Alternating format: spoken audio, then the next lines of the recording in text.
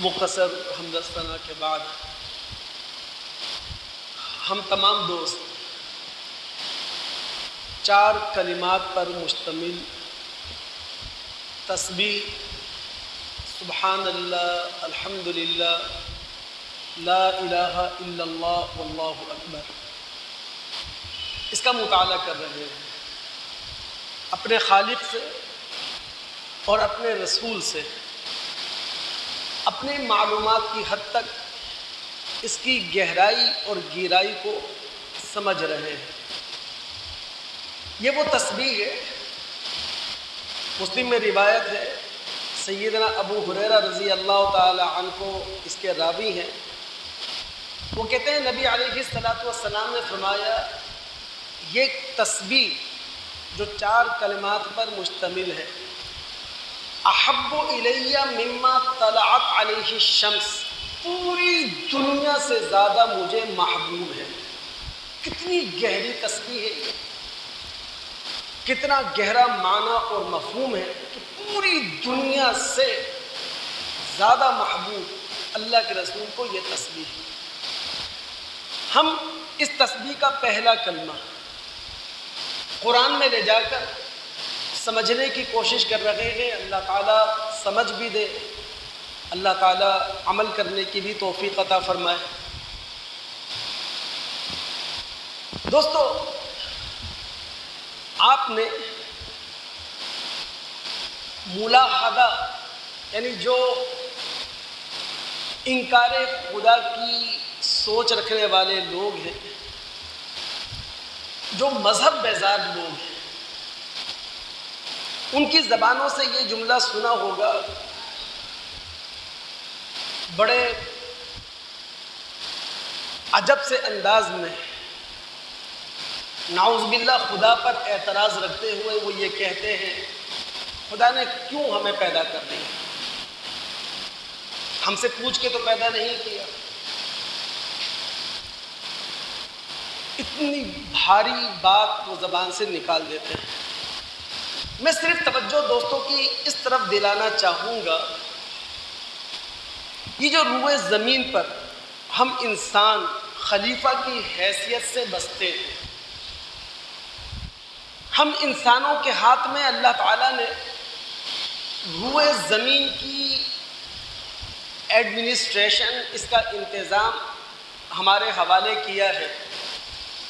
یہ کلمہ سبحان اللہ کی کرشمہ سازی ہے۔ میں توجہ دلاؤں گا آپ دوستوں کی، قرآن کا مطالعہ جب قرآن میں اترے، ادب کے ساتھ اترے، تعظیم کے ساتھ اترے، اپنے خالق اپنے مالک سے کچھ سیکھنے کے جذبے کے ساتھ اترے۔ سورہ بقرہ کا 4واں رکوع ہے۔ اللہ رب العالمین نے فرشتوں کے سامنے اپنا منصوبہ، اپنی اسکیم، اپنا پروگرام رکھا ہے۔ انی جاعل فی الارض خلیفہ،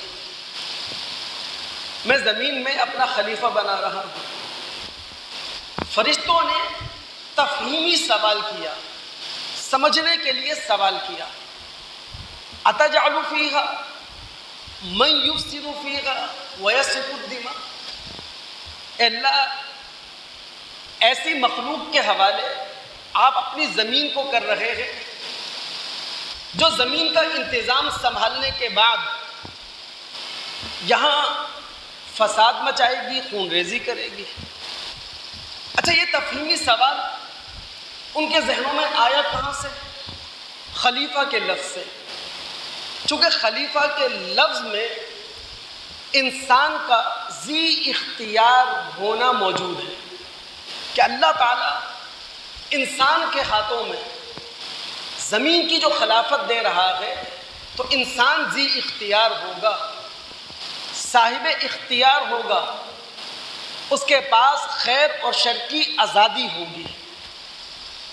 اس چیز کو سامنے رکھ کر انہوں نے تفہیمی سوال کیا، اور یہ بھی فرشتوں نے کہا وَنَحْنُ نُسَبِّحُ بِحَمْدِكَ وَنُقَدِّسُ لَكَ، ہم آپ کی تسبیح کر رہے ہیں، ہم آپ کی تقدیس کر رہے ہیں، ہم بچھے جاتے ہیں آپ کے آگے تذلل کے ساتھ، عاجزی کے ساتھ، آپ کے فرامین اور آپ کے احکامات پر عمل کرنے میں ہم مصروف ہیں۔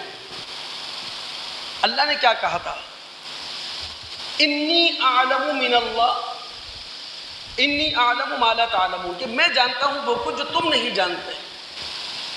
یعنی اللہ تعالیٰ کی پوری اسکیم تم فرشتوں کے سامنے نہیں ہے، اللہ تعالیٰ کا پورا پروگرام تم فرشتوں کے سامنے نہیں ہے، تو تم تو صرف یہ دیکھ رہے ہو کہ انسان نامی مخلوق زمین میں ذی اختیار ہوگی، آزاد ہوگی، اور وہ اپنی آزادی، اپنے اختیار کا غلط استعمال کر کے زمین کو فساد سے بھر دے گی، خون ریزی ہوگی۔ یاد رکھیں دوستو، فساد فی الارض کا مفہوم یہ ہے زمین کا نظم و نسق اللہ کی مرضی کے مطابق نہ ہو، انسان کی خواہشات کے مطابق۔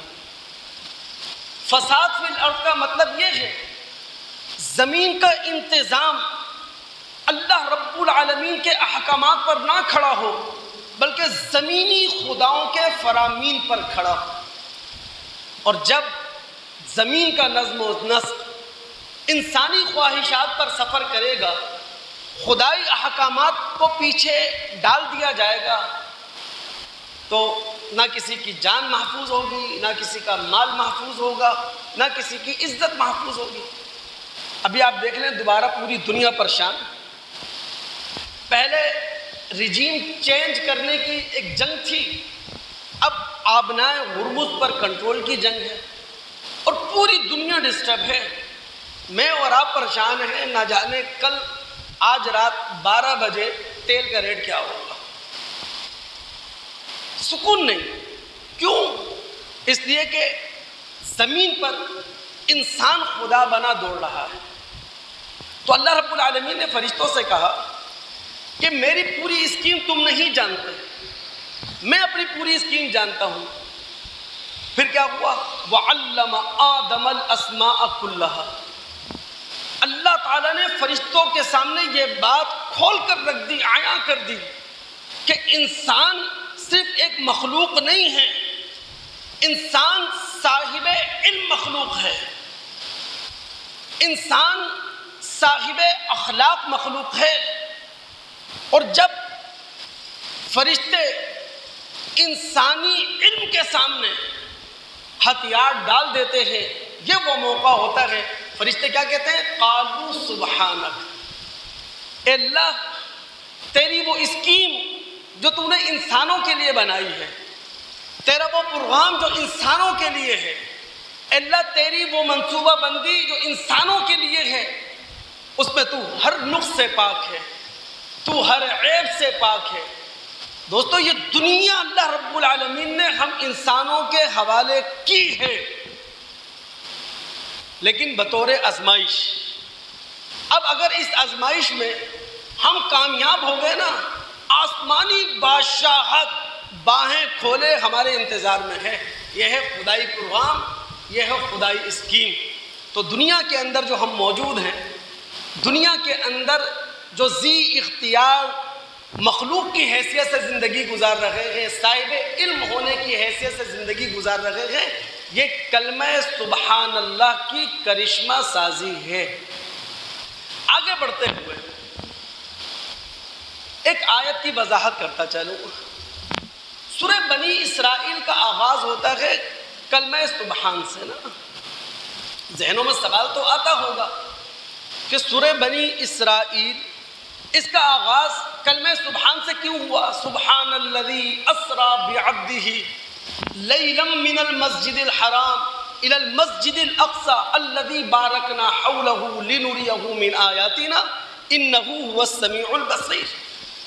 ہر نقص اور عیب سے پاک ہے، بالا تر ہے وہ ہستی، بالا دست ہے وہ ہستی جو اپنے بندے کو راتی رات لے گیا مسجد حرام سے اس دور کی مسجد تک جسے ہم نے برکتوں سے نواز رکھا ہے، تاکہ ہم اسے اپنے قدرت کے کمالات دکھا سکیں۔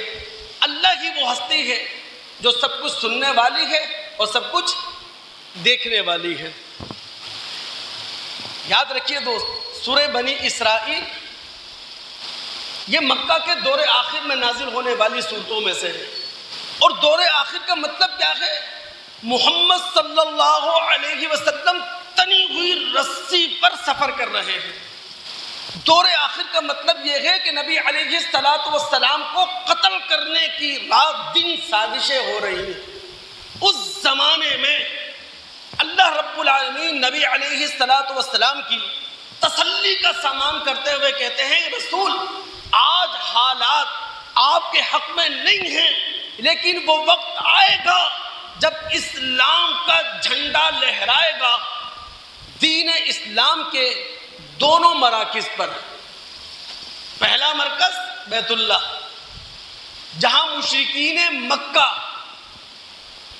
ان کی بالادستی تھی اور انہوں نے خدا کے گھر کو شرک اور بدعات کا گڑھ بنا دیا تھا، اور دوسرا دین اسلام کا مرکز بیت المقدس جو یہود کے ہاتھ میں تھا، اور عیسیٰ علیہ السلام کے الفاظ میں یہودیوں نے بیت المقدس کو خائنوں اور چوروں کا بھٹ بنا دیا تھا۔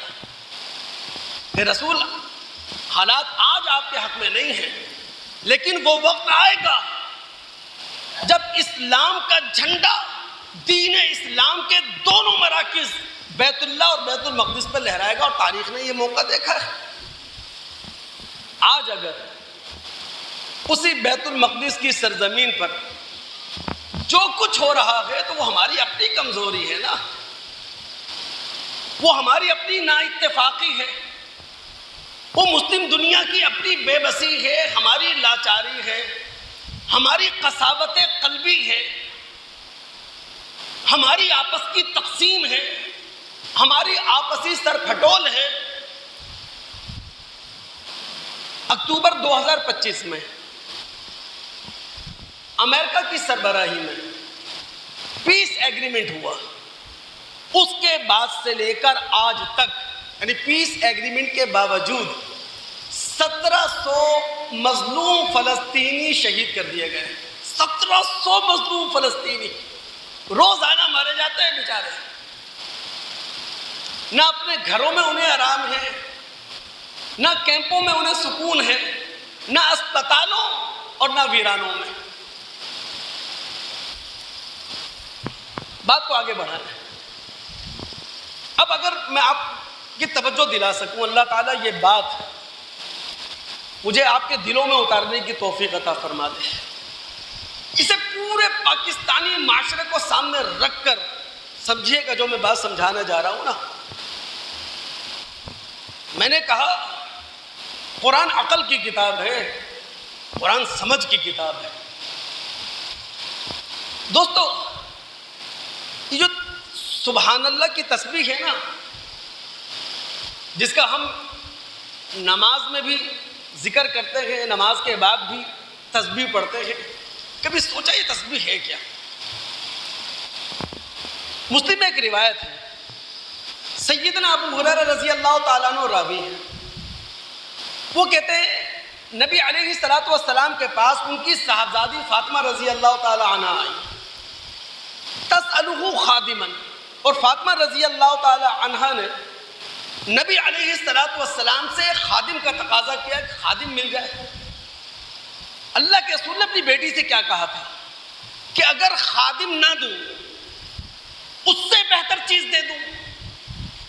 آپ کی بیٹی نے کہا بالکل اس سے بہتر چیز مل سکتی ہے، تو آپ نے کہا تھا تسبحین اللہ ثلاثا و ثلاثین وتحمدین اللہ ثلاثا و ثلاثین وتکبرین اللہ اربع و ثلاثین عند کل صلاۃ وعند منامک، کہ تم سوتے وقت اور ہر نماز کے بعد 33 مرتبہ سبحان اللہ کہہ لو، 33 مرتبہ الحمدللہ کہہ لو، 34 مرتبہ اللہ اکبر کہہ لو، یہ خادم سے بہتر نعمت ہے۔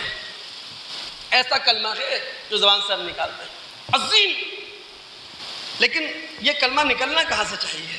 یہاں سے، صرف زبان سے نہیں، یہ کلمہ صرف عدد کے طور پر نہ نکلے، بلکہ یہ کلمہ فکر اور شعور کے ساتھ زبان سے ادا ہو۔ اب فکر اور شعور کے ساتھ یہ کلمات کب ادا ہو سکتے ہیں؟ یہ اسی وقت ہو سکتا ہے کہ جب مسلم دنیا کا تعلق حلقہ ذکر کے ساتھ ساتھ حلقہ فکر کے ساتھ۔ میں قرآن کی طرف توجہ دلا رہا ہوں دوست، ہمارے ہاں قرآن کا مطالعہ بہت ناقص ہے اور ممبر و محراب پر قرآن کا مطالعہ کم کروایا جاتا ہے۔ حلقہ ذکر کے ساتھ حلقہ فکر کے ساتھ تعلق ہوگا، تب یہ کلمات زبان سے ادا ہوں گے اور فکر اور شعور کا دریا اپنے ساتھ لے کر رواں ہوں گے۔ 78 سال ہو گئے پاکستان بنے ہوئے اور یہ ملک بنا ہے لا الہ الا اللہ کی بنیاد پر، لیکن ان 78 سالوں میں کبھی بھی ہم نہ تو رسول اللہ صلی اللہ علیہ وسلم کے زمانے کے مدینہ کی جھلک دیکھ سکے ہیں، اور نہ ان 78 سالوں میں کبھی ہم خلفائے راشدین ان کے زمانوں کی رونق دیکھ سکے ہیں۔ ہم نے ان 78 سالوں میں مذہبی جنون بھی دیکھا، سیاسی جنون بھی دیکھا، لسانی جنون بھی دیکھا، علاقائی جنون بھی دیکھا، مسلکی تعصب اس کی خون ریزی بھی دیکھی، لیکن جو چیز اس ملک میں نہ دیکھ سکے جو لا الہ الا اللہ کی بنیاد پر قائم تھا، اس کی وجہ یہی کہ ہم مسلمانوں کا حلقہ ذکر کے ساتھ تو تعلق ہے، لیکن حلقہ فکر کے ساتھ کوئی مضبوط تعلق ہمارا نہیں۔ آپ میرا ساتھ دیں، میں جو بات سمجھانے جا رہا ہوں، ہم قرآن میں اتریں گے دوست۔ یاد رکھیے میں ایک مذہب کا طالب علم ہوں، میں نے جب مذہب کا مطالعہ کیا، اللہ کی قسم نہ تو مذہب نے ہمیں کوئی خاص گیٹ اپ دیا کہ جناب یہ تمہارا پہناوا ہے اسے پہنو، نہ مذہب نے کوئی خاص ٹوپی خاص پگڑی دی یہ سر پر رکھو، نہ مذہب نے تسبیح کی مالا ہمارے ہاتھ میں دی۔ اس نے کہا اپنا قلب بناؤ، اس نے کہا اپنا کردار بناؤ، اس نے کہا اپنا اخلاق سنوارو، اور یہ سب اس وقت ہو سکتا ہے جب ہمارا تعلق خدا کے ساتھ حلقہ ذکر کے ساتھ ساتھ حلقہ فکر سے۔ اب قرآن وہاں اترتے ہیں ہم، سورہ آل عمران ہے، غالباً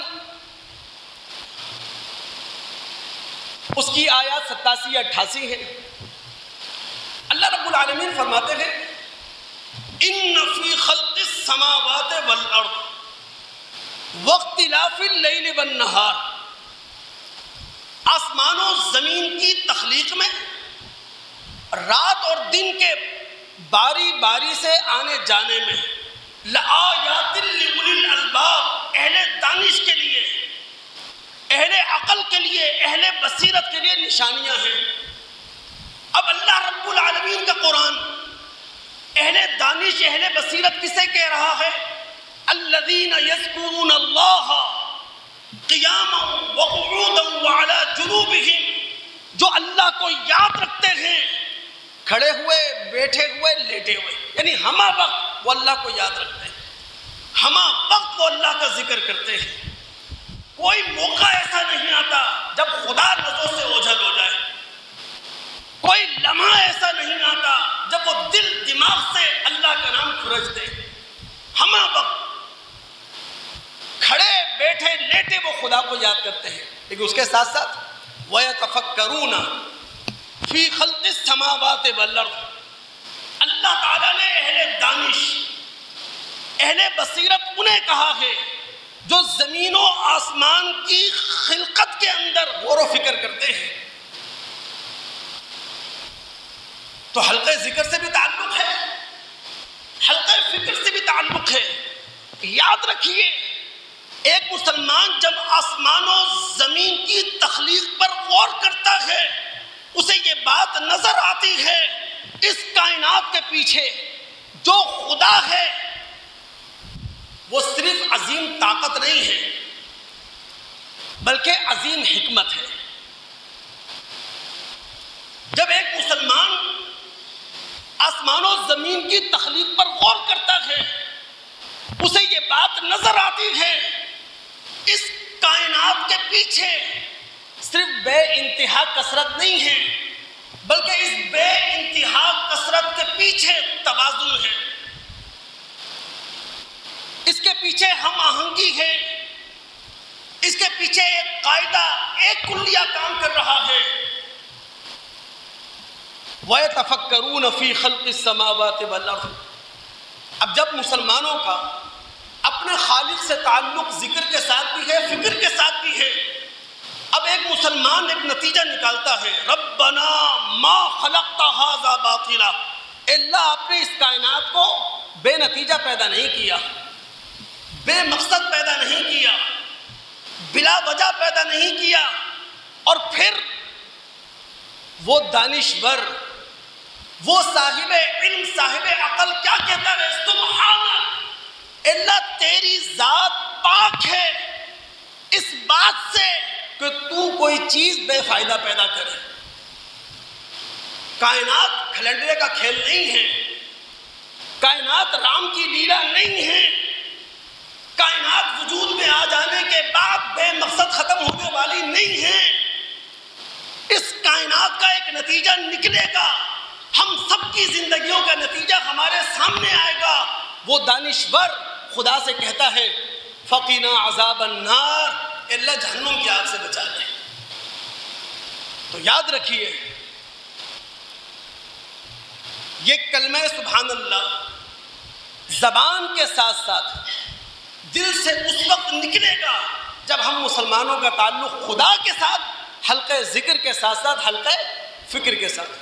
اب دوستوں کے ذہنوں میں سوال آئے گا کہ جناب اگر ہمیں ایسا مسلمان بننا ہے جو دانشور ہو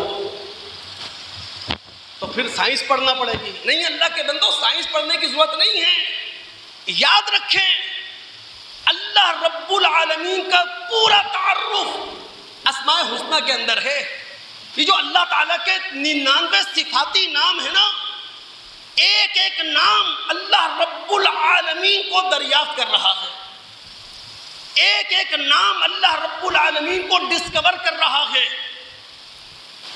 صبح اٹھنے سے لے کر رات کو سونے تک دوستو جو دن بھر کی دعائیں آپ پڑھتے ہیں، 5 وقت کی نمازیں آپ پڑھتے ہیں، ان دعاؤں میں، ان 5 وقت کی نمازوں میں ہے کیا؟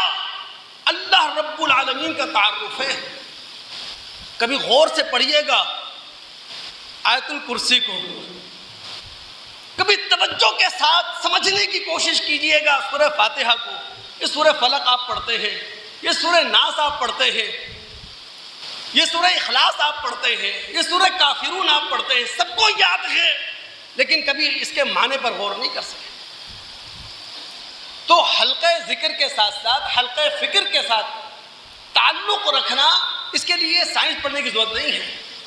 اللہ رب العالمین کو دریافت کریں، اللہ رب العالمین کو ڈسکور کریں ان اسماء حسنہ کے ذریعے جو قرآن کے اندر موجود ہیں۔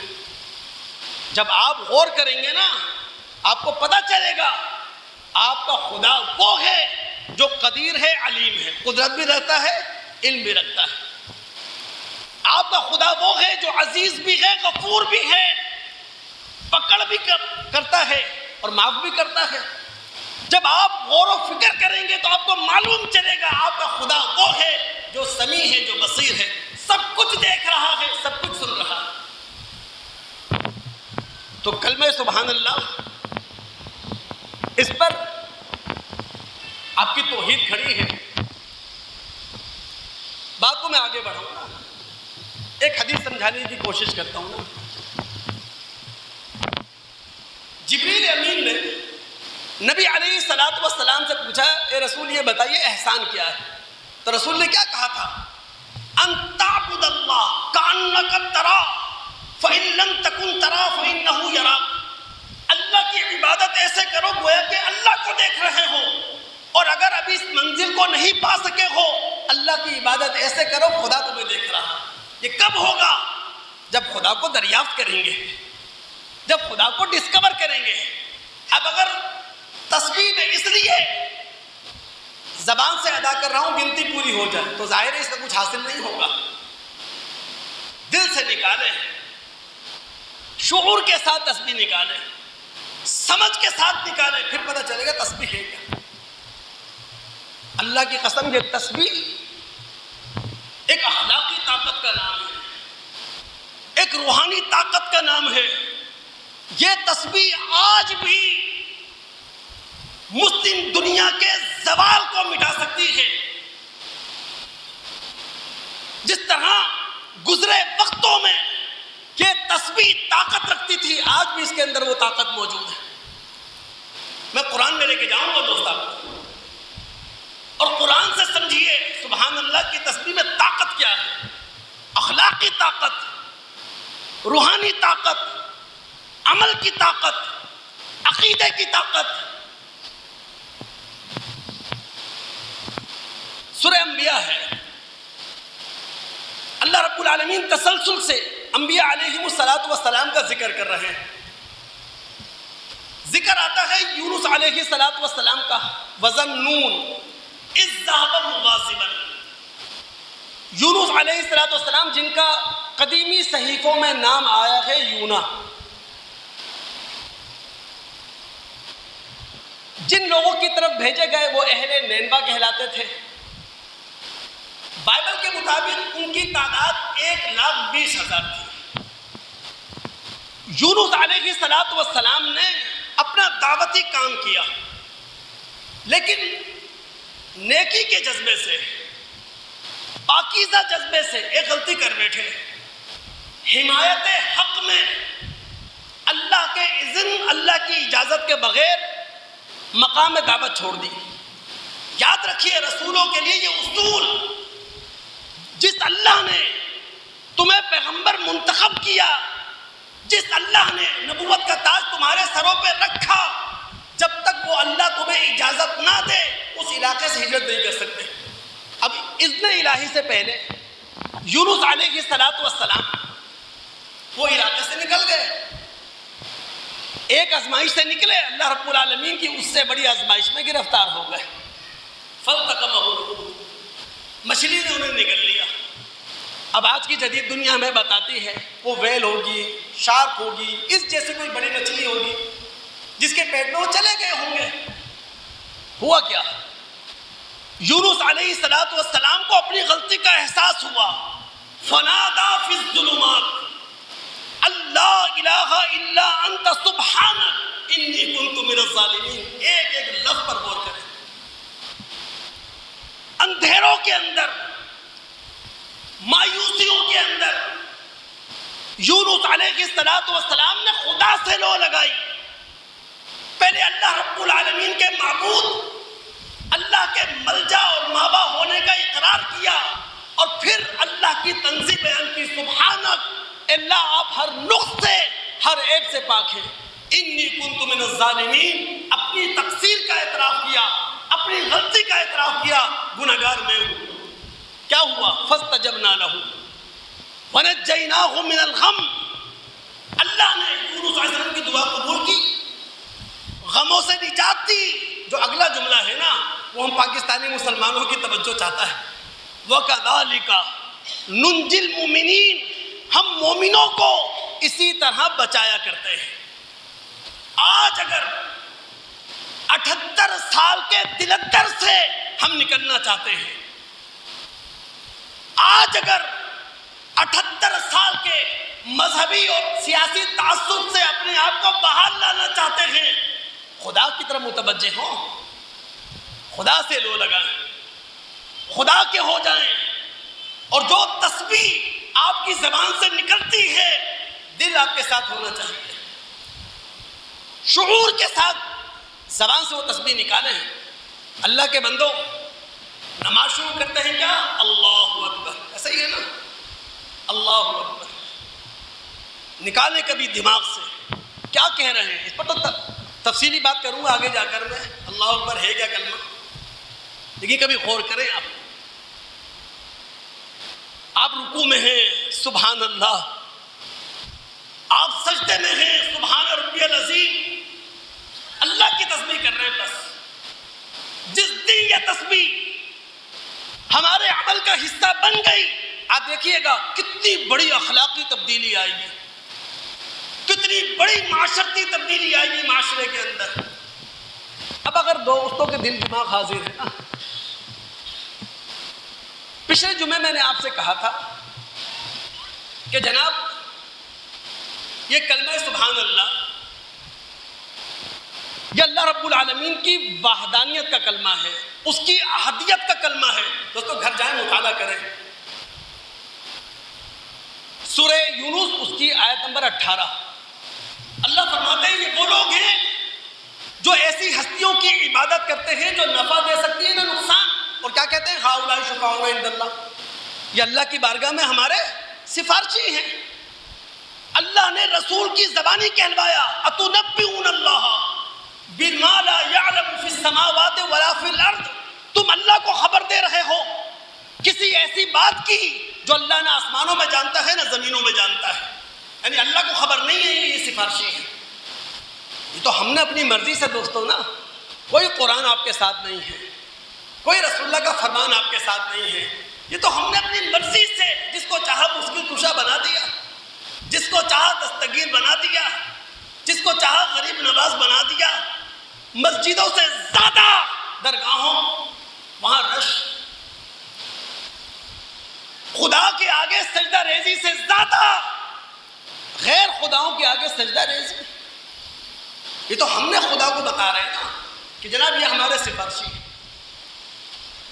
پھر کیا ہے؟ سبحانہ فتعالی عما یشرکون، اللہ پاک ہے شرک سے، شرک کے ہر شائبے سے۔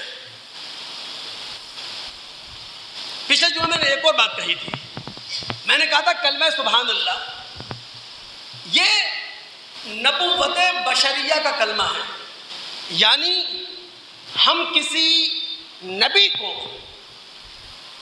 وہ درجہ وہ مقام دیتے ہیں جو اس کا ہونا چاہیے، لیکن اسے خدا نہیں بناتے، اور نبی خدا ہونے کا دعویٰ بھی نہیں کرتا۔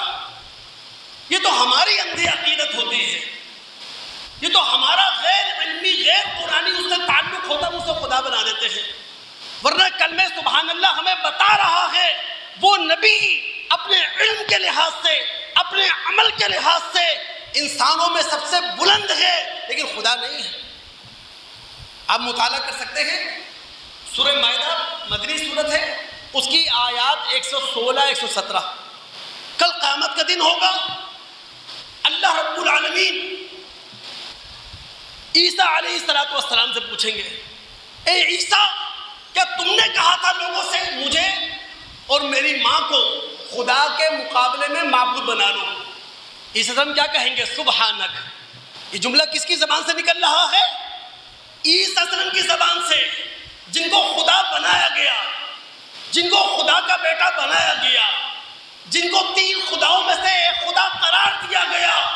کل قیامت کا دن ہوگا، عیسیٰ علیہ السلام اللہ پوچھے گا عیسیٰ تم نے کہا تھا مجھے اور میری ماں کو خدا بنا لو؟ وہ کہیں گے سبحانک ما یکون لی ان اقول ما لیس لی بحق، میں ایسی بات کہہ ہی نہیں سکتا جو مجھے زیب نہیں دیتی۔ ہاں میں نے ان سے وہی بات کہی، ما قلت لہم الا ما امرتنی بہ، جس کا آپ نے مجھے حکم دیا تھا، اور وہ کیا؟ ان اعبدوا اللہ، ایک اللہ کی عبادت کرو۔ آخری بات کہنے لگا ہوں، اللہ تعالیٰ سمجھانے کی توفیق عطا فرما دے۔ دوستو اللہ رب العالمین نے قرآن میں یہ بات کہی ہے، سبح للہ ما فی السماوات و ما فی الارض، آسمان و زمین نے اللہ کی تسبیح کی۔ یسبح للہ ما فی السماوات و ما فی الارض، آسمان و زمین میں جو کچھ ہے وہ اللہ رب العالمین کی تسبیح کر رہا ہے۔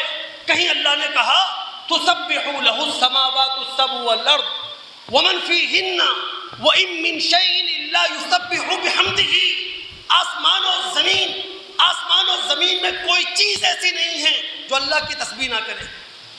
یاد رکھیے تسبیح زبانی بھی ہے، تسبیح عملی بھی ہے، یعنی زبان سے بھی اللہ رب العالمین کے گن گائے جاتے ہیں، اور اپنے عمل سے بھی اللہ رب العالمین کے گن گائے جاتے ہیں۔ یاد رکھیں، کائنات کا ذرہ ذرہ اپنی زبان سے بھی اللہ تعالیٰ کی تسبیح کر رہا ہے، اور کائنات کا ذرہ ذرہ اپنے عمل سے بھی اللہ رب العالمین کی تسبیح کر رہا ہے۔ اچھا، کائنات کے ذرے ذرے کی عملی تسبیح ہمیں دکھائی دے رہی ہے۔ بھئی آسمان وہی کام کر رہا ہے جو اسے کرنا چاہیے، آسمان کے سیارے وہی کام کر رہے ہیں جو اللہ نے ڈیوٹی لگا دی، زمین اور زمین کی رویدگی وہی کچھ پیدا کر رہی ہے جو اللہ نے ڈیوٹی لگائی۔ آپ کبھی بھی گندم کے دانے سے آم کا درخت نہیں اگا سکتے، آم کی گٹھلی سے کبھی آپ گندم پیدا نہیں کر سکتے، تو یہ عملی تسبیح ہے۔ لیکن یاد رکھیں دوست، کائنات کا ذرہ ذرہ جس طرح اللہ تعالیٰ کی عملی تسبیح کر رہا ہے، اسی طرح قولی تسبیح بھی کر رہا ہے، چاہے وہ قولی تسبیح ہمیں سمجھ میں نہ آئے۔ اللہ نے کہا نا وَلَٰكِن لَا تَفْقَهُونَ، اللہ کی کائنات کے ذرے ذرے کی قولی تسبیح تم سمجھ نہیں پاتے، لیکن وہ تسبیح کر رہے ہیں۔ اگر آپ کے دماغ حاضر ہے، میں سورہ نور میں لے کے چلوں، اللہ فرماتے ہیں أَلَمْ تَرَ أَنَّ اللَّهَ يُسَبِّحُ لَهُ مَنْ فِي السَّمَاوَاتِ وَالْأَرْضِ وَالطَّيْرُ صَافَّاتٍ كُلٌّ قَدْ عَلِمَ صَلَاتَهُ وَتَسْبِيحَهُ وَاللَّهُ عَلِيمٌ بِمَا يَفْعَلُونَ۔ آسمان و زمین کا ذرہ ذرہ، یہاں تک کہ ہواؤں میں جو پرندے اڑ رہے ہیں، یہ سب اللہ رب العالمین کی تسبیح کر رہے ہیں، اور کائنات کا ذرہ ذرہ اپنی نماز بھی جانتا ہے، اپنی تسبیح بھی جانتا ہے۔ نماز آپ ہی نہیں پڑھ رہے، کائنات کا ذرہ ذرہ نماز پڑھ رہا ہے۔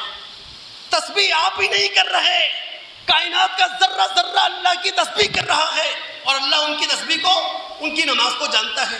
اب ایک ذہن میں سوال آیا، بھئی کائنات کا ذرہ ذرہ اللہ کی تسبیح کیوں کر رہا ہے؟ اگلی آیت میں اللہ نے کہا وَلِلَّهِ مُلْكُ السَّمَاوَاتِ وَالْأَرْضِ وَإِلَى اللَّهِ الْمَصِيرُ۔ بھئی آسمان و زمین پر اقتدار اللہ کا ہے، آسمان و زمین پر بادشاہت اللہ کی ہے۔ جب اقتدار اللہ کا ہے، بادشاہی اللہ کی ہے، تو پھر آسمان و زمین کا ذرہ ذرہ کس کی تسبیح کرے گا، کس کی نماز پڑھے گا؟ اللہ رب العالمین کی تسبیح کرے گا، اللہ رب العالمین کی نماز پڑھے گا۔ دوستو ایک سوال کا جواب لیں منٹوں میں نا، اللہ رب العالمین نے قرآن میں جا بجا یہ بات کیوں بیان کی ہے کہ کل کائنات اللہ کی تسبیح کر رہی ہے؟ یاد رکھیں، اللہ نے یہ بات ہم انسانوں کے لیے قرآن میں قیامت تک کے لیے اس لیے بیان کر دی ہے کہ اللہ رب العالمین ہمیں ہوشیار کرے، ہم انسانوں کو تنبیہ کرے کہ جہاں آپ کائنات کا ذرہ ذرہ اللہ کی تسبیح کر رہا ہے، انسان تم تو اشرف المخلوقات ہو، تم تو مسجود ملائکہ ہو، تم تو صاحب اختیار مخلوق ہو، صاحب علم مخلوق ہو، صاحب اخلاق مخلوق ہو، تم اللہ کی تسبیح نہیں کرو گے؟ یہ کیسے ہو سکتا ہے؟ تو اللہ رب العالمین ہمیں متنبہ کر رہا ہے، ہمیں ہوشیار کر رہا ہے۔ جب کائنات کا ذرہ ذرہ اللہ کی تسبیح کر رہا ہے، اللہ کی قسم وہ انسان خدا کا باغی ہے جو اللہ رب العالمین کو بھول جائے، جو اللہ رب العالمین کو یاد نہ کرے۔ تسبیح کا ایک عملی طریقہ 5 وقت کی نماز ہے، اسی لیے ہم مسلمان اپنے آپ کو 5 وقت کا نمازی بنائیں اور پوری کوشش کریں مسجد میں آ کر 5 وقت کی نماز جماعت کے ساتھ ادا کریں، اپنے کندھے سے کندھا مسلمان کے ساتھ ملائیں، اپنا پیر ایک مسلمان کے ساتھ ملائیں، محبت کا اظہار کریں مسجد میں۔ تو یہ تسبیح کا ایک عملی طریقہ ہے۔ دوسری وجہ، اللہ رب العالمین نے قرآن میں جا بجا یہ کیوں کہا ہے کہ کائنات کا ذرہ ذرہ اللہ کی تسبیح کر رہا ہے؟ اللہ کے بندو، ہم مسلمانوں کو اللہ نے حوصلہ دیا ہے۔ وہ حوصلہ کیا ہے کہ اگر سارے انسان اللہ کو یاد نہیں کرتے، سارے انسان اللہ اللہ کا ذکر نہیں کرتے، اگر تم اکثر انسانوں کو اللہ رب العالمین کا باغی دیکھتے ہو، اب تو اللہ کے بندوں کھلی گفتگو ہوتی ہے خدا کے وجود پر، اور وہ علمی گفتگو نہیں ہو رہی، وہ خدا کو دریافت کرنے کے لیے گفتگو نہیں ہو رہی، وہ خدا کو ڈسکور کرنے کے لیے گفتگو نہیں ہو رہی، بلکہ وہ گفتگو خدا سے باغی بنانے کے لیے ہو رہی ہے۔ اللہ کے بندو، یہ ڈزنی لینڈ جو کارٹون آپ کے بچوں کو دکھا رہا ہے، اس کارٹون کے ذریعے بھی آپ کے بچوں کو خدا سے دور کیا جا رہا ہے۔ اس کارٹون فلم کے ذریعے آپ کے بچوں کے ذہنوں کو پراگندہ کیا جا رہا ہے۔ اب تو میڈیا بہت کچھ کر رہا ہے، تو اللہ رب العالمین نے قرآن کے اندر یہ بات جو جا بجا فرمائی ہے کہ کائنات کا ذرہ ذرہ اللہ کی تسبیح کر رہا ہے، ہم مسلمانوں کی حوصلہ افزائی ہے کہ بھائی تم اکیلے نہیں ہو اللہ کو یاد کرنے والے، تم اکیلے نہیں ہو اللہ رب العالمین کا ذکر کرنے والے، اس راہ کے مسافر تم تنہا نہیں ہو، بلکہ یہ راہ قافلوں سے بھری ہوئی ہے۔ جس تسبیح کے راستے پر تم چل رہے ہو، اس تسبیح کے راستے پر آسمان بھی ہے، اس تسبیح کے راستے پر زمین بھی ہے، اس تسبیح کے راستے پر کل کائنات کھڑی ہے۔ اور تیسری بات کہ اللہ رب العالمین نے آخر یہ بات کیوں کہی کہ کائنات کا ذرہ ذرہ اللہ کی تسبیح کر رہا ہے؟ اللہ تعالیٰ بذات خود برات کا اظہار کر رہا ہے، برات کا اعلان کر رہا ہے۔ بھئی جو لوگ سمجھانے کے باوجود، جو لوگ بتا دیے جانے کے باوجود اللہ کے نہیں ہوتے، اللہ والے نہیں ہوتے، اللہ کے قریب نہیں آتے، اپنے گناہوں کی معافی نہیں مانگتے، اپنے آپ کو نہیں بدلتے، ان کی ہمیں ضرورت نہیں ہے۔ جب کائنات کا ذرہ ذرہ اللہ کی تسبیح کر رہا ہے، تو اللہ کے باغیوں کی اللہ کو کہاں سے ضرورت ہو گئی؟ اللہ کو ضرورت نہیں ہے۔ لیکن دوستو یہ بات یاد رکھیے، چاہے کوئی منکر خدا ہو، چاہے کوئی ملحد ہو، چاہے کوئی دین بیزار ہو، لیکن وہ اللہ کی تسبیح کر رہا ہے۔ اب آپ کہیں گے کیسے؟ یاد رکھیں، ہمارے وجود کے دو حصے ہیں، ایک ہمارے وجود کا پہلو ہے مادی، اور دوسرے ہمارے وجود کا پہلو ہے اخلاقی۔ مادی پہلو میں ایک منکر خدا کی تسبیح کر رہا ہے، آنکھ وہی کام کرے گی جس کے لیے خدا نے اسے حکم دیا ہے، اس کا معدہ وہی کام کرے گا جس کا پابند اللہ نے اسے کر دیا ہے، اس کا دل دماغ وہی کام کرے گا جس کا اللہ نے اسے پابند کر دیا ہے۔ تو اپنے مادی وجود کے اندر ایک منکر خدا بھی اللہ تعالیٰ کی تسبیح کرتا ہے۔ ہاں، اپنے اخلاقی وجود میں وہ اللہ کی تسبیح نہیں کر رہا، تو پھر آسمانی بادشاہت سے بیچارہ دور ہے، اور آسمانی بادشاہت کے دروازے اس کے لیے بند ہیں۔ مزید گفتگو آئندہ جمعے اللہ تعالیٰ سننے کے بعد سمجھنے کے بعد عمل کرنے کی توفیق عطا فرمائے۔ السلام علیکم ورحمۃ اللہ وبرکاتہ۔